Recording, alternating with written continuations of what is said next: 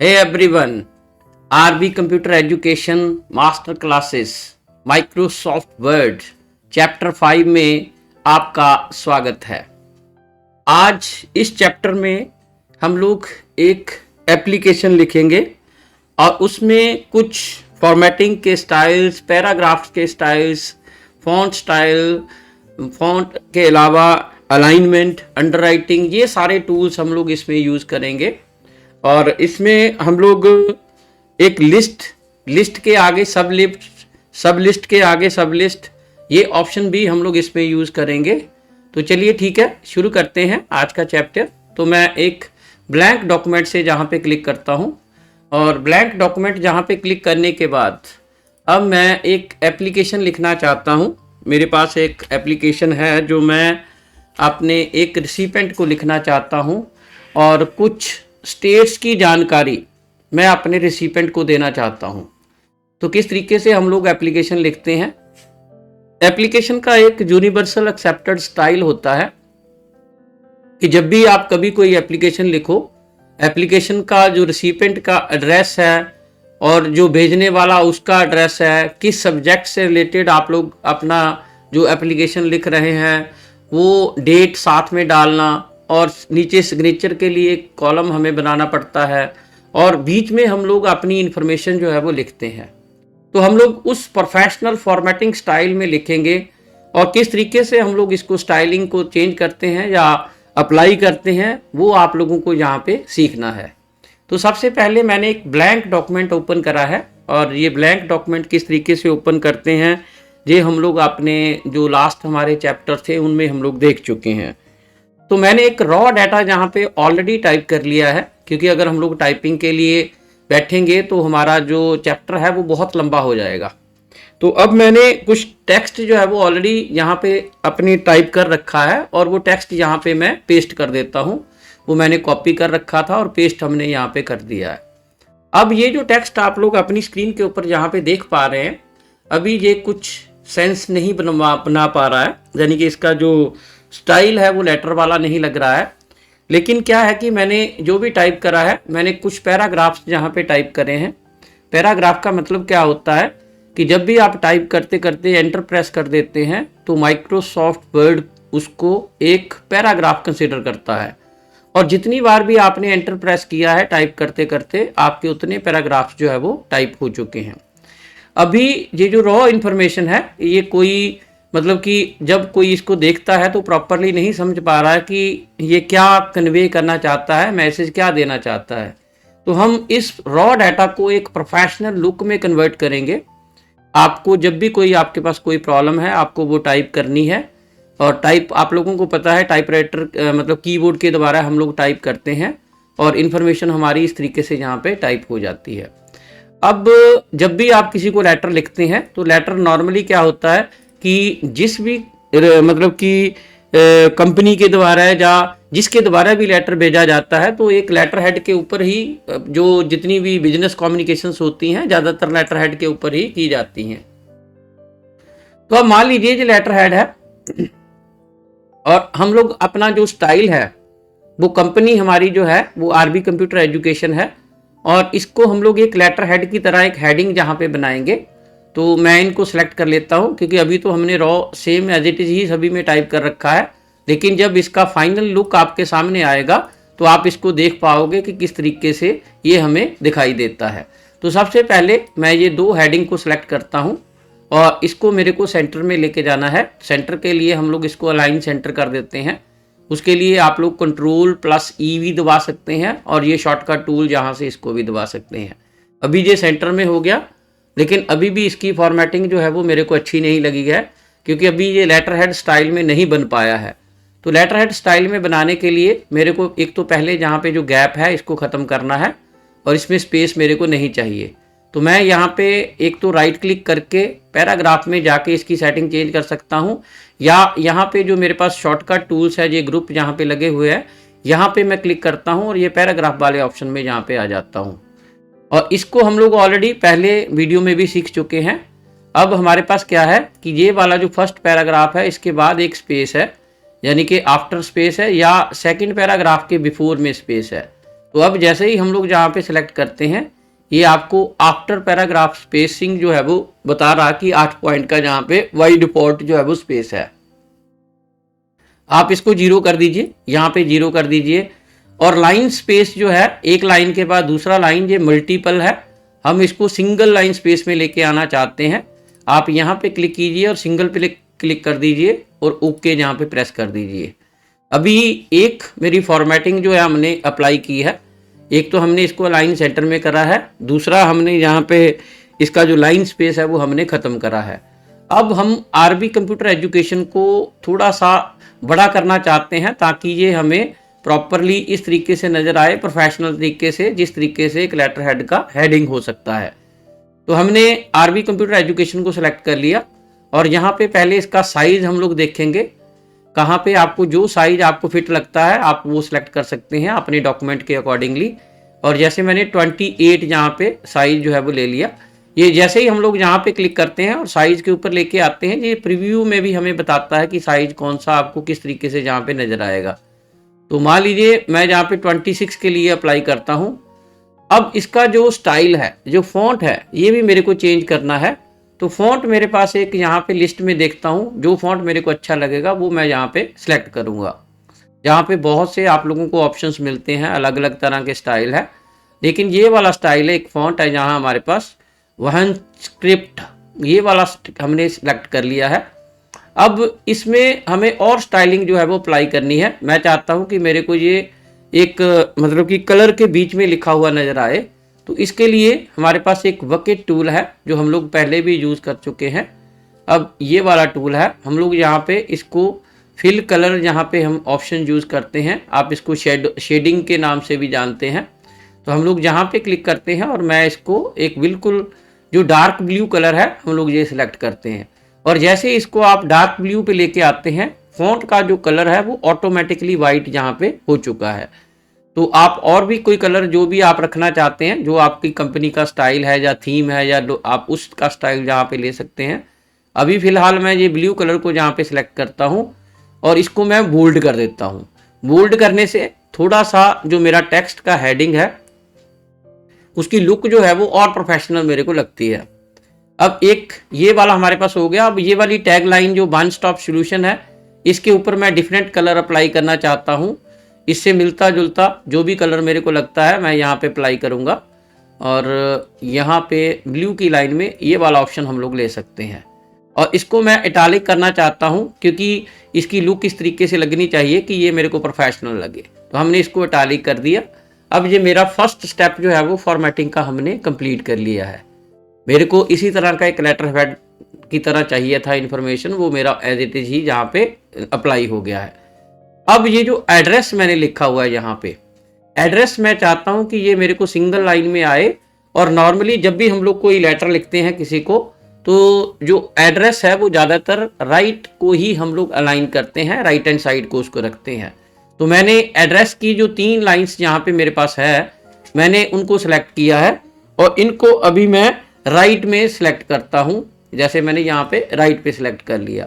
अब इसमें मेरे को पैराग्राफ के बीच में जो स्पेस है वो मेरे को नहीं चाहिए, तो मैं इसको राइट क्लिक करके पैराग्राफ में जाके सेम प्रोसेस जो हम लोग ऑलरेडी अप्लाई कर चुके हैं और लाइन स्पेस जहाँ पे सिंगल कर दिया। अब ये मेरे पास ऑप्शन यहाँ पे अप्लाई हो गया। अब मेरा जो एड्रेस है वो राइट में अलाइन हो गया। अब यहाँ पे जो डेट है, डेट के लिए मेरे को एक स्पेस चाहिए बीच में, तो मैंने यहाँ पे एंटर प्रेस कर दिया ताकि बीच में एक स्पेस आए और डेट मेरे को सेपरेटली नजर आए। और यहाँ पे मैं आज की डेट जो है वो टाइप कर देता हूँ। आज की डेट आप लोग इंसर्ट में जाके ऑटोमेटिकली भी टाइप कर सकते हैं, वो इंसर्ट वाला कॉलम हम लोग नेक्स्ट चैप्टर में देखेंगे। अभी फिलहाल मैं जहाँ पे अगस्त यहाँ पे लिख देता हूँ 6 और 2024, ये हमारे पास डेट आ गई। अब हमारे पास रिसिपेंट है, रिसिपेंट का नाम जिसको हम लोग ये लेटर लिख रहे हैं, रिसिपेंट का नाम आप लोग अभी इसको भी मेरे को same as it is formatting style में रखना है कि कोई मेरे को स्पेस बीच में नहीं चाहिए, सिंगल स्पेस में जो मेरे को चाहिए। तो सेम प्रोसेस है, राइट क्लिक किया और यहाँ पे हमने जो हमारा आफ्टर पैराग्राफ स्पेस है इसको मैंने यहाँ पे 0 कर दिया और यहाँ पे मल्टीपल को हमने सिंगल कर दिया।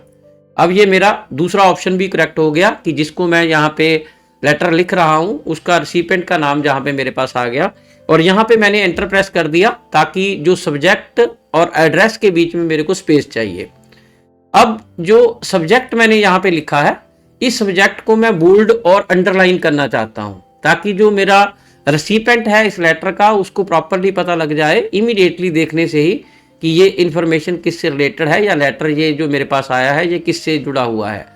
अब अगर आप इसको अंडरलाइन या बोल्ड करना चाहते हैं तो पहले हमने इसको सिलेक्ट कर लिया। सिलेक्ट करने का तरीका सिंपल है, आप अपने लाइन को अगर सिलेक्ट करना है तो मोबाइल अपने जो माउस का मतलब कि आपका जो पॉइंटर है उसको आप लेफ्ट हैंड साइड में लेके आइए। जब ये एरो में कन्वर्ट हो जाए तो आप लेफ्ट बटन जो है वो माउस का प्रेस कर दीजिए और ये सिलेक्ट हो चुका है। अब ये शॉर्टकट टूल्स हैं, हम इसको बोल्ड कर लेते हैं और बोल्ड के बाद हम इसको अंडरलाइन कर देते हैं। अब आपको लग रहा है कि ये सब्जेक्ट के बीच में ये वाला जो पोर्शन है आपको अंडरलाइन नहीं करना है तो आप इसको इतने ऑप्शन को सिलेक्ट कीजिए और अंडरलाइन को दोबारा से क्लिक कीजिए। अब ये वाला ऑप्शन आपका सेपरेट नजर आ रहा है। सेपरेट का मतलब हमें इंफॉर्मेशन को प्रोफेशनल लुक देनी है, इसलिए हमने ये ऑप्शन जो है वो चूज किया है। अब यहाँ पे डियर रिसिपेंट नेम, आप जिसको भी लेटर जो लिख रहे हैं आप यहाँ पे डियर सर या मैडम जो भी आप लिखना चाहते हैं आप लिख सकते हैं। अब ये हमारे पास हो गया। अब ये मेरी इंफॉर्मेशन है जो लेटर के द्वारा मैं अपने रिसिपेंट को देना चाहता हूं, वो मैंने ऑलरेडी पैराग्राफ में लिख रखी है। लेकिन अभी क्या है कि मेरा जो पैराग्राफ है वो लेफ्ट में अलाइंड है। मैं इसको इस तरीके से अलाइन करना चाहता हूं कि प्रॉपरली ये पेज के ऊपर मेरे को एक प्रॉपर लुक में नजर आए। तो मैं तीनों पैराग्राफ को सिलेक्ट कर लेता हूं और सिलेक्ट करने के बाद ये जो गैप बीच में मेरे को नजर आ रहे हैं मैं इसको जस्टिफाई पे क्लिक करता हूं तो ये अभी बराबर अलाइन हो गए हैं। अब मेरी एक इन्फॉर्मेशन है कि मैंने जैसे सब्जेक्ट लिखा कि मैं स्टेट की इन्फॉर्मेशन और स्टेट के बीच में कितने डिस्ट्रिक्ट है या एक डिस्ट्रिक्ट में कितने विलेजेस है, तो इस तरीके से मैं एक इन्फॉर्मेशन जो है वो पास ऑन करना चाहता हूँ। पैराग्राफ की मेरी सेटिंग हो गई है। पैराग्राफ के बीच में भी आप लोगों को स्पेस नजर आ रहा है। इस स्पेस को अगर आप देखना चाहते हैं तो राइट क्लिक करके आप लोग यहाँ पे देख सकते हैं। ये आफ्टर पैराग्राफ मेरे पास 8 पॉइंट का स्पेस आ रहा है। आपको अगर लग रहा है कि ये लाइन स्पेस मेरा सिंगल है, मेरे को अभी भी इसको थोड़ा सा बढ़ाना है, तो आप इसको 2 लाइन स्पेस दे सकते हैं या 1.5 या जो भी आप कस्टमाइज करना चाहते हैं उसको कर सकते हैं। उसके लिए ये वाला ऑप्शन आप लोग लाइन स्पेसिंग वाला ले सकते हैं। 1.5 अगर मैं करता हूं तो ये वाला ऑप्शन आपके पास यहाँ पे आ गया है। अब मेरे पास जो इन्फॉर्मेशन है वो मैं स्टेट वाइज, फिर डिस्ट्रिक्ट वाइज, फिर विलेज वाइज अपना रिसिपेंट को देना चाहता हूँ। तो उसके लिए मेरे को एक लिस्ट क्रिएट करनी है। तो लिस्ट क्रिएट करनी है, यहाँ पे मैं अपना कर्सर लेके आ रहा हूँ। मैंने ब्लैंक स्पेस के ऊपर एंटर प्रेस किया और बीच में मेरे को यहाँ पे जगह मिल गई है। अब मैं यहाँ से अपनी इन्फॉर्मेशन एक टाइप करना शुरू करता हूँ और मेरे को जो इन्फॉर्मेशन है वो नंबर 1 लिखना है। नंबर 1 मेरा हेडिंग क्या है? मेरा हेडिंग जैसे ही मैंने टैब बटन दबाया, अपना जो हमारा कीबोर्ड है ये बाय डिफॉल्ट मेरे को लिस्ट की तरफ जो है वो ले जा रहा है। अब मेरे को यहाँ पे लिखना है स्टेट, कि भाई एक स्टेट है, और आगे जैसे ही मैं एंटर प्रेस करता हूँ ये सेकंड मेरे पास लाइन जो है वो ऑप्शन शुरू हो गया। लेकिन स्टेट के बीच में मेरे को डिस्ट्रिक्ट की इन्फॉर्मेशन देनी है, तो मैं यहाँ पे डिस्ट्रिक्ट का इन्फॉर्मेशन जहाँ पे दे रहा हूँ। और डिस्ट्रिक्ट के बाद मेरे को एक सब हेडिंग है। दोबारा से अगर मैं टैब प्रेस करता हूँ, पहले मैंने एक बार टैब प्रेस किया था तो एक लाइन शुरू हो गई थी, और जैसे ही एंटर प्रेस करा फिर फर्दर वहां पे टैब प्रेस करा। टैब आप लोगों को पता है आपके कीबोर्ड के ऊपर एक टैब का जो की है आपको वो प्रेस करना है। अब दोबारा से अगर मैं प्रेस करता हूं तो ये एक मेरे पास सब हेडिंग जो है वो बन गया कि भाई एक स्टेट है, स्टेट में आगे एक फर्दर डिस्ट्रिक्ट है, और डिस्ट्रिक्ट में एक विलेज है, विलेज के आगे एक और विलेज है, और उसके आगे एक फर्दर विलेज है। यानी कि ये एक इन्फॉर्मेशन हो गई। अब मेरे को यहाँ पे जैसे ही मैंने ये 3 विलेज लिखा है, अब फर्दर दूसरी स्टेट मेरे को यहाँ पे लिखनी है, सेकंड स्टेट। तो मेरे को अभी मेरा जो पॉइंटर है वो जहाँ पे है, तो इसको वापस कैसे बैक लेके आना है, उसके लिए हमारे पास ये वाला टूल आपके पास है। ये हमारे पास होता है डिक्रीज इंडेंट। इंडेंट का मतलब होता है कि जैसे ही आप लोग यहाँ पे लिखना शुरू करते हैं, ये आपका एक इंडेंट जो है वो टैब के साथ आगे मूव हो जाता है जब हम लोग लिस्ट वाले ऑप्शंस के ऊपर टैब को यूज करते हैं। तो अब अगर मैं इसको वापस लेके प्रेस करता हूँ, जैसे डिक्रीज करता हूँ, तो ये वापस डिस्ट्रिक्ट के ऑप्शन के ऊपर वापस आ गया। एक बार फिर से इसको बैक करता हूँ तो ये अभी स्टेट के ऊपर मेरे को वापस लेके आ गया। अब इसको मेरे को लिखना है स्टेट सेकंड। यहाँ पे हमारे पास सेकंड स्टेट है, और अब मेरे को फिर दोबारा से एक डिस्ट्रिक्ट की जानकारी जहाँ पे देनी है, एक बार फिर मैं टैब दबाऊंगा तो लिस्ट की सब लिस्ट यहाँ पे शुरू हो जाती है। तो यहाँ पे हमारे पास हो गया विलेज 1, ये विलेज 1 क्योंकि ये अगली इन्फॉर्मेशन है। ये मेरे पास है मतलब कि विलेज 2, आप लोग इस तरीके से लिख सकते हैं।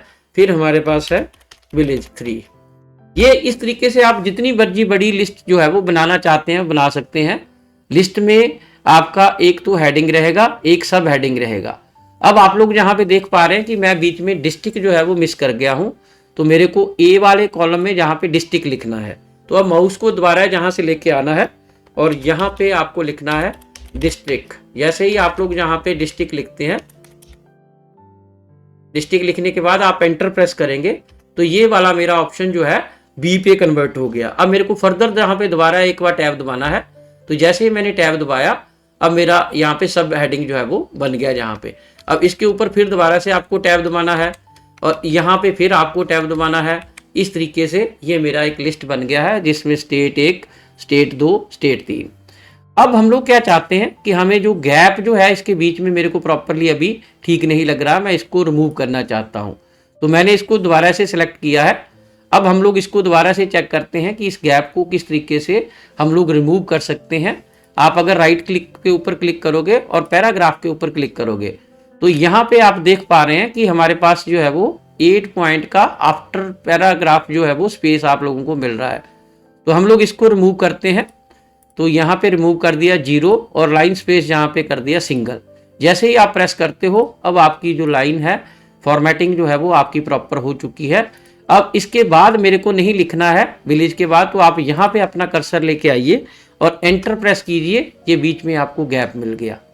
अब अगर आप इसको बोल्ड करना चाहते हैं, जैसे स्टेट 1 है, ये मेरा एक हेडिंग है, तो आप सेलेक्ट कर लीजिए, बोल्ड पे क्लिक कीजिए, या आप लोग यहाँ पे स्टेट 2 को सिलेक्ट कीजिए और यहाँ पे इसको बोल्ड कीजिए। अब ये आप लोग यहाँ पे मेरे को एक स्पेस चाहिए ताकि मैं सिग्नेचर अगर करना है डॉक्यूमेंट पे तो मैं सिग्नेचर भी कर पाऊँ। तो अब अगर आप अपने डॉक्यूमेंट को यहाँ पे देखते हैं तो अब ये एक प्रोफेशनल लेटर जो है वो बन चुका है, जो आपका 1 पेज के ऊपर जहाँ पे आया है। तो यहाँ पे आप लोग देख पा रहे हैं अभी हमने यहाँ पे 140 वर्ड्स जो है वो टाइप करे हैं, जो आप अपनी स्क्रीन के ऊपर देख पा रहे हैं। अभी एक ही पेज इसमें लिखा है, एक ही पेज के अंदर हम लोग हैं और इस तरीके से हमने यहाँ पे फॉर्मेटिंग स्टाइल जो है वो अप्लाई किए हैं। आप अगर चाहते हैं एड्रेस के फॉन्ट को चेंज करना तो आप वो भी चेंज कर सकते हैं, क्योंकि जिस तरह की आपकी रिक्वायरमेंट है उस तरीके से आप इसको चेंज जो है वो कर सकते हैं। तो इस तरीके से हमने एक अपना डॉक्यूमेंट क्रिएट किया है। ये यहाँ पे एक ग्रामेटिकल एरर आप लोगों को दिखाई दे रहा है ग्रीन कलर का।